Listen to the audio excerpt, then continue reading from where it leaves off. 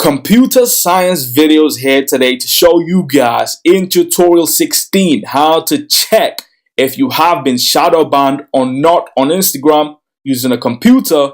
Without further ado, let us start the video. So the first thing you need to do is go all the way down to your dock, click on the web browser, which is Safari in this case, go to your Instagram account, sign in if you haven't, post a photo or a video to your Instagram account if you haven't already, and then click on a post.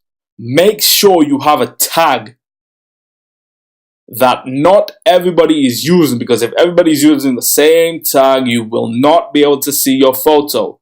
Click on the tag that you have. In this case, for me, it's computer science videos. I've used it 3 or 4 times. So now the photos should actually come up on screen, and there we have it. That shows me that I'm not shadow banned. If I didn't see the photos and videos, that would tell me that I am shadow banned, which is why you have to be very careful when it comes to your caption, your tags. That's it for this video. I'll see you guys in my next tutorial. Thanks for now.